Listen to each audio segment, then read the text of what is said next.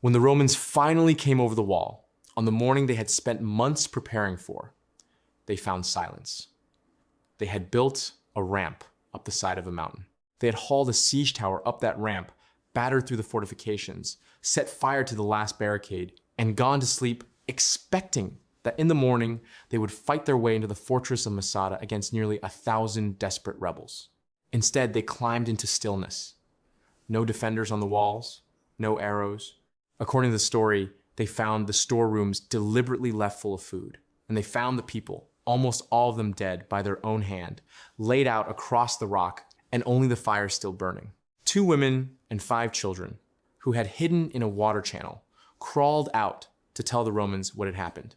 That is the story. It is one of the most powerful last stands ever told, and it has become a foundation myth for a modern nation. And I have to tell you, before we go any further, that almost every single detail I just gave you comes from one man who was not there, who had every reason to shape it, and whose account we cannot check against anything else. So we're going to do 2 things. We are going to tell the story the way it has come down to us, in all its detail, because it is genuinely gripping. And then we're going to ask the harder question, which is how much of it actually happened. Start with the rock, because the rock is real and the rock is extraordinary. Masada is a flat-topped mountain, a mesa, standing alone above the western shore of the Dead Sea, in one of the hottest, driest, most hostile landscapes on Earth. Its summit sits more than 1,300 feet above the level of the sea below it, and its sides fall away in sheer cliffs on every side. The only ways up were narrow, twisting footpaths, including one on the eastern face so treacherous that Josephus, our source, calls it the snake path, because it writhes back and forth, and anyone climbing it could be picked off one at a time. To stand on top is to stand on a natural fortress that needs almost no walls to be nearly impregnable. But it had walls anyway, and palaces, and that is because of Herod. Herod the Great, the Rome-backed king of Judea, the same Herod the Gospels remember, was a master builder and a deeply paranoid man. And around 35 years before the Common Era, he turned Masada into a personal refuge in case his own people or the Egyptian queen Cleopatra ever came for him. Herod had reason to look over his shoulder. He had taken his throne with Roman help. He was distrusted as a half-foreigner by many of his Jewish subjects, and he murdered members of his own family out of suspicion, including his wife and several of his sons. A man like that builds himself an escape hatch, and Masada was the grandest escape hatch ever built. What he put up there is staggering when you consider the location. A casemate wall ringing the entire summit, a double wall with rooms built into the gap between its faces, storehouses stocked to withstand a long siege, barracks, a Roman-style bathhouse with an underfloor heating system in the middle of the desert. There was even a small synagogue, one of the oldest ever found. And most famously, a palace cascading down the sheer northern tip of the mountain on 3 separate terraces, hanging off the cliff with columns and frescoes painted to imitate marble and a view over the desert and the Dead Sea, a private pleasure palace at the edge of the world, perched on a precipice. The real engineering miracle, though, was water. This is one of the driest places on the planet, and Herod's engineers built a system of channels that captured the rare flash floods that tore through the desert ravines, the wadis, after a storm, and diverted that water into enormous cisterns cut into the rock of the mountain, holding, by some estimates, around 40,000 cubic meters. A fortress in a furnace that could nonetheless keep thousands of people and animals alive for years.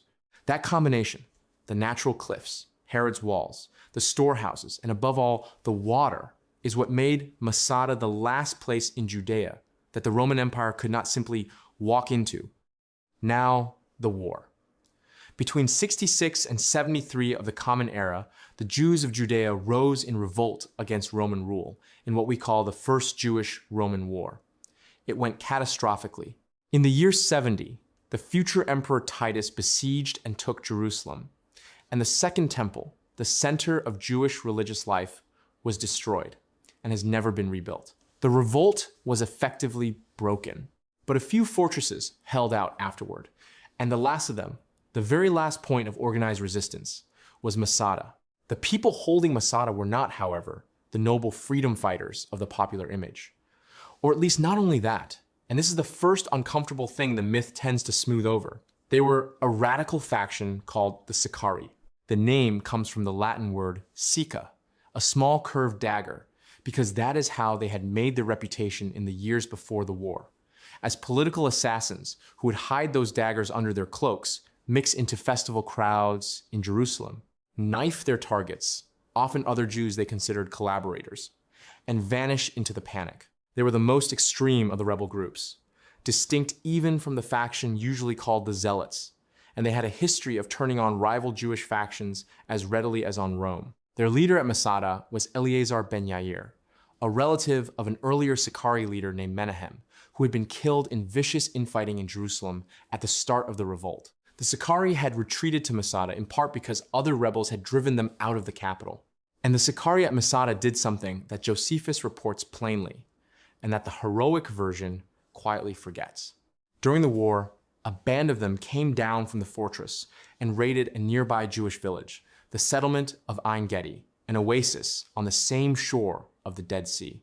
They drove out the men, and Josephus says they killed around 700 of the inhabitants, mostly women and children, and carried off the food stores back up to Masada. So the last defenders of Masada, the men we are asked to remember as martyrs for freedom, had themselves slaughtered hundreds of their own people for supplies. Hold on to that, because it matters for what the story became later. Around the years 73 to 74, Rome decided to finish it. The governor of Judea, Lucius Flavius Silva, marched on Masada with the 10th Legion, Legio, the 10th Fretensis, plus auxiliary troops and, crucially, thousands of Jewish prisoners of war used as forced labor. The total force was on the order of 8,000 or 9,000. Against them, on top of the mountain, were the Sicarii and their families, a community that Josephus numbers at 960 people, men, women, and children.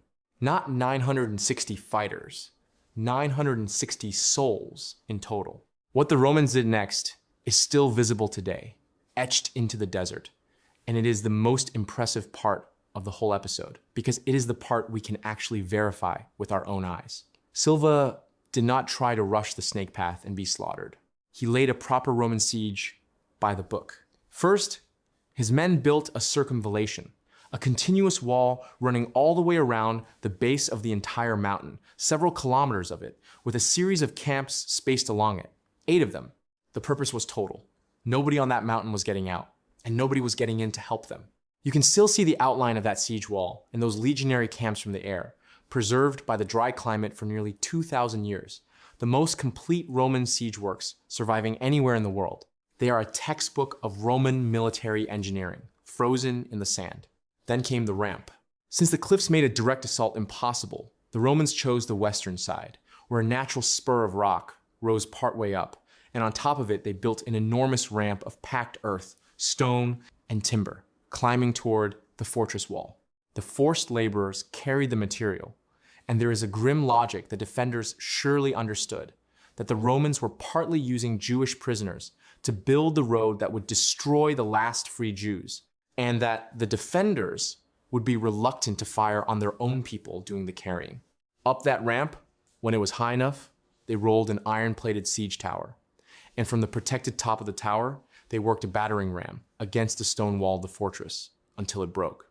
And here, the defenders had a clever answer. Behind the stone wall, they had thrown up a second wall, an inner barrier built of wooden beams packed with earth between them. When the ram struck it, the structure did not shatter like stone. The earth absorbed the blows, and the timber flexed, and the wall held. Exactly the same principle that had kept the defenders of other cities alive against gunpowder centuries later. So the Romans changed tactics and set the wooden wall on fire. Josephus records a frightening moment when the wind shifted and blew the flames back toward the Romans and their own tower, and for an instant, it looked as if the fire might destroy the siege works instead. Then, the wind turned again, drove the fire into the wooden wall, and burned through it. The way in was open, but night was falling. The Romans pulled back to their camp, posted guards, and decided to take the fortress at first light. That night was the last night of Masada. What happened in the hours that followed is the heart of the legend. And it is also the part for which we have exactly one witness, secondhand. According to Josephus, Eleazar ben Yair gathered the defenders and made the case that they should not wait for the morning. If the Romans took them, the men would be killed and the women and children enslaved, the women degraded, the children raised as slaves of the empire they had fought. Better, he argued, to die free, by their own choice, and to die together. Josephus gives him 2 long, eloquent speeches, full of philosophy about the immortality of the soul and the shame of slavery. And we will come back to the small problem that Josephus could not possibly have had a transcript of speeches given by a man who then died, with no friendly witness taking notes.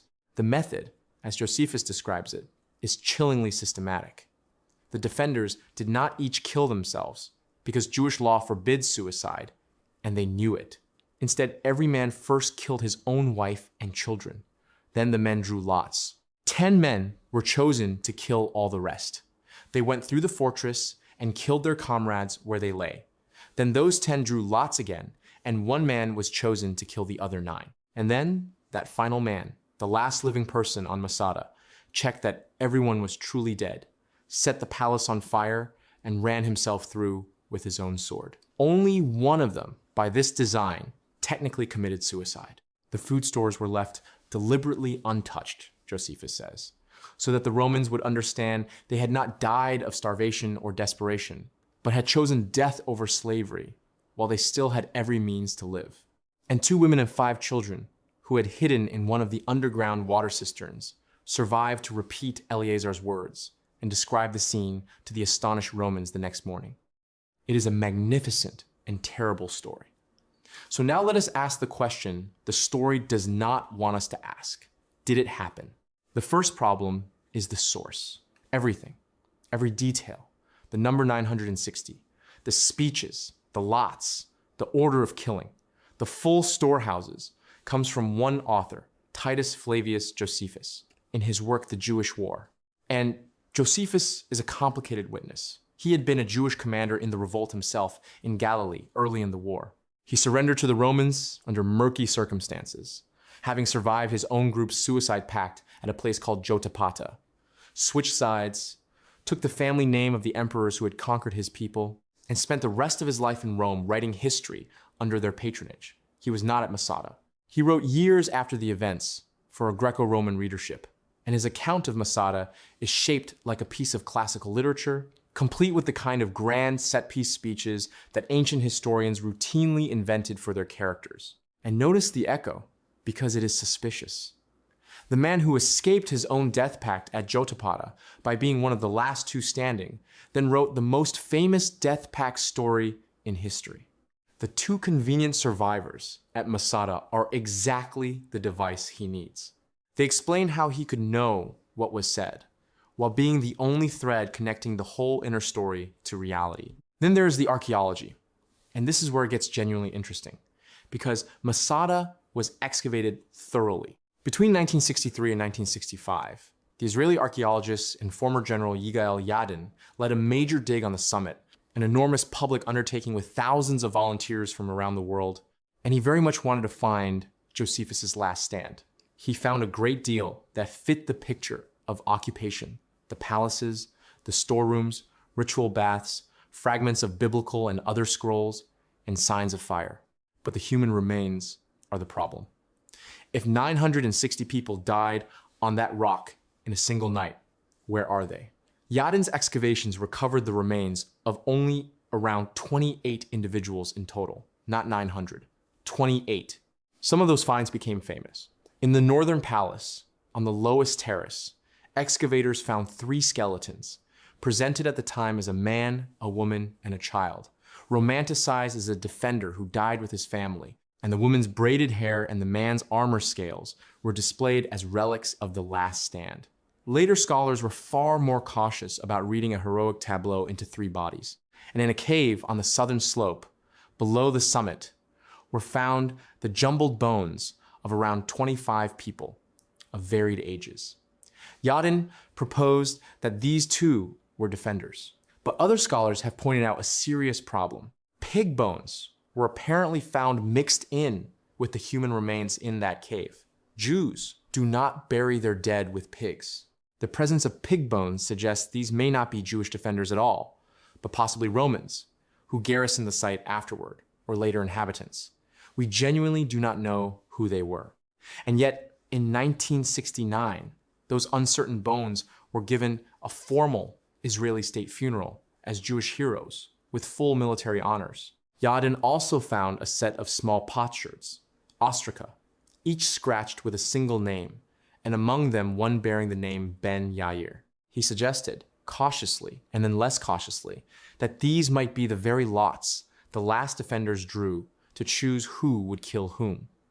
It is an electric idea. It is also unprovable. They could be ration tokens, or duty rosters, or any of a dozen ordinary things that involve writing names on broken pottery. There is no way to know. So where does that leave us? Most serious historians today, scholars like Shay Cohen, who have gone through Josephus line by line, do not say that the whole thing was invented out of nothing. Something happened at Masada. The Romans did besiege it. The ramp is real. The siege works are real. The fortress fell, and the resistance ended there. The defenders may well have died, and some of them may have died by their own hands rather than be taken. But the specific, theatrical mass suicide, the speeches, the lots, the perfectly choreographed killing, the untouched food, the precise number, all of that rests on the word of one absent partisan author writing literature as much as history. There is even an internal contradiction. Josephus says the defenders piled up and burned their possessions but deliberately left the food.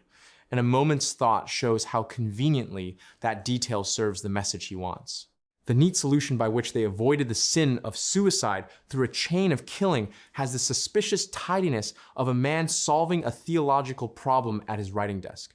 The most honest summary is that we have a powerful story, a real archaeological site, and a gap between them that we cannot close. And then there is what the story became, which is almost a separate history of its own. For most of 2,000 years, Masada was barely remembered. Josephus's account survived in the Christian world, not the Jewish one. And the rabbis, who approved of neither the Sicarii nor suicide, largely passed it over in silence. It was only in the 20th century, with the rise of modern Israel, that Masada was rediscovered as a national symbol. It became a story about Jewish heroism, about choosing death over subjugation, about a people refusing to be erased. The Israeli sociologist Nachman ben Yehuda has written about this directly, calling it the Masada myth and tracing how a problematic episode involving an extremist sect that had massacred fellow Jews was reshaped into a clean parable of national courage. Yadin's hugely publicized excavation supercharged the legend. For years, soldiers and armored units of the Israeli army were sworn in on the summit, swearing that Masada shall not fall again, standing on the very rock where the story says 960 people chose to die. Psychologists even coined the phrase the Masada complex to describe a national mindset of besieged defiance. That is the thing about Masada that stays with me. The ramp is still there. You can ride a cable car up now or walk the ramp the Romans built. The Roman camps are still scratched into the desert floor, perfectly preserved, an entire army's footprint frozen for 2,000 years. The cisterns still hold the shape Herod's engineers gave them. The physical evidence of the siege is some of the best preserved in the world. It is the human story at the center, the part we most want to be true, the speeches and the lots and the silence the Romans walked into that floats just out of reach, resting on a single voice. We built a nation's courage on a story we cannot verify, told by a man who changed sides and who had once talked his way out of a suicide pact of his own. Maybe it happened exactly as he said, maybe it didn't. The Rock keeps it secret, and the Rock does not care which version we need.